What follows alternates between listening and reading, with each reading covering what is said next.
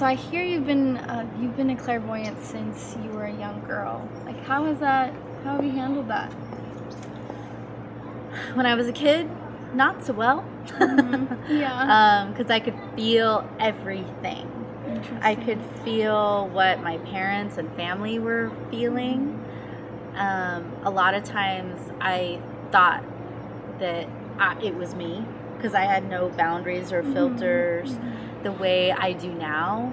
So if my parents were upset, I got upset, and I just thought it was me, or I thought it was my fault. And there were certain people or places that I would go, and it would just feel energetically heavy, stagnant, dirty. If there was stress energy in the room, I felt it and picked up on it, and then thought it was mine. Yeah, you as yourself, you just had all these emotions all the time, and couldn't distinguish between your feelings and emotions and somebody else's. Is that what Right. As a kid, I couldn't. And so now, what changed? Learning how to hold my space and boundaries in the last 5 to 7 years has really significantly helped my life. And it's probably why, it's not probably, it is why I'm so compelled to help alleviate the suffering of other people. And particularly people who are sensitive or empathic or intuitive, because the skill set isn't out there readily available. Most people don't even know what it is or what it can do.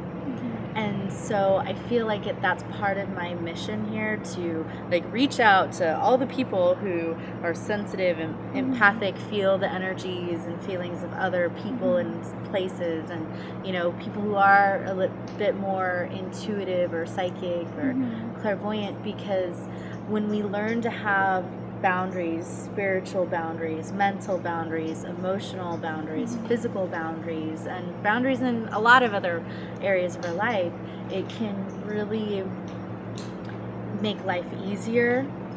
Some of the common symptoms that I used to have on a regular basis before I knew, I would get headaches a lot of headaches.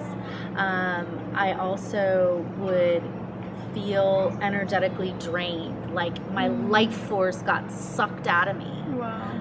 When I would go into certain environments.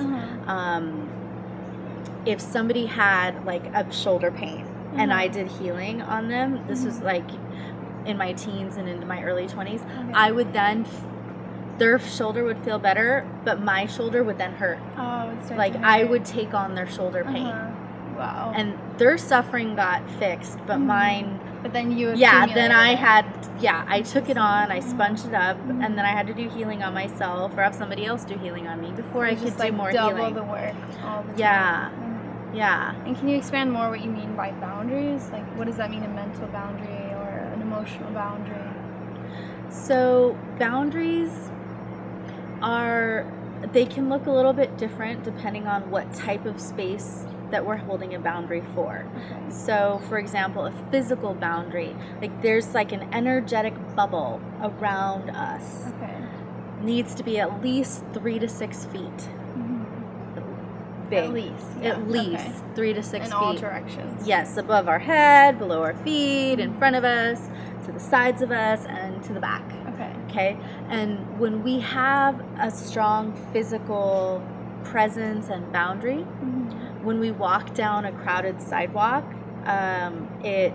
nobody bumps into us. Interesting. I practiced this at the Dodger game this summer. Everybody was bolting because they wanted to the game was over, but I needed to go this way because the bathroom was there, and everyone was coming at me, but nobody touched me. Interesting. Nobody bumped into me. That's quite the accomplishment. Yeah, and I know that 5 to 10 years ago, number one, the energy of that would have been too overwhelming for me, just that in and of itself. Number two, I would not have been, people would have probably bumped into me.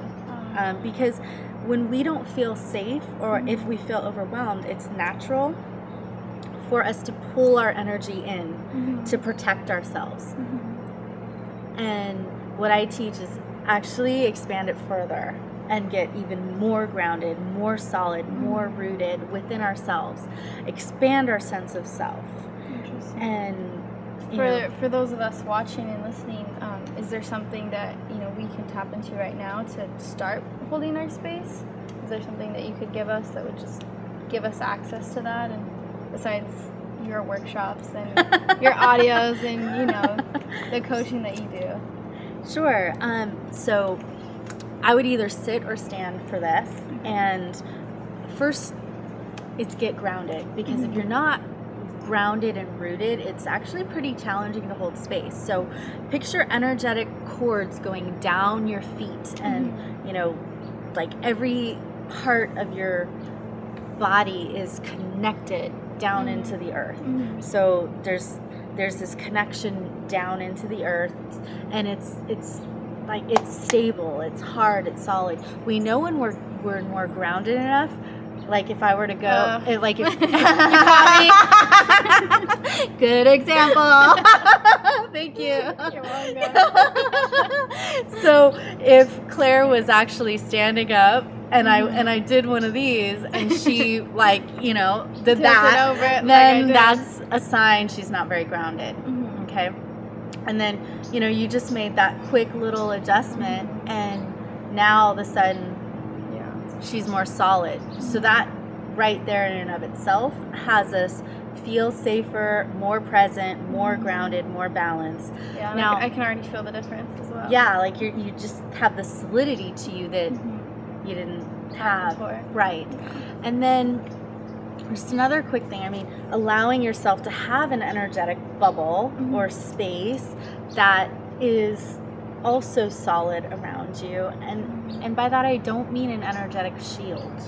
Can you expand more about what do you mean an energetic shield? So in a lot of metaphysical schools, they teach about energetic shields. Most of them talk about picture yourself in a bubble of white light, or some schools actually teach how to program these shields with specific programs, and it helps. Like that was the tool that I used as a kid and into my 20s. Before I knew how to actually hold space, I would have these shields up, but there's a few pluses and minuses to the shields. Like for example, one of the drawbacks is it can block some of the good energies from trying to come in. For example, like love or tension, affection, money even, could you say? Yeah. Yes, definitely. Some of the people who come to me, they want love in their life, and yet they're so guarded because of different wounds that have happened to them, or consciously creating an energetic shield around them, and then it's the love and intimacy that they're craving can't even get in. Yeah. So that's one of the reasons why we teach about holding space versus an energetic shield. Wow, that's fascinating.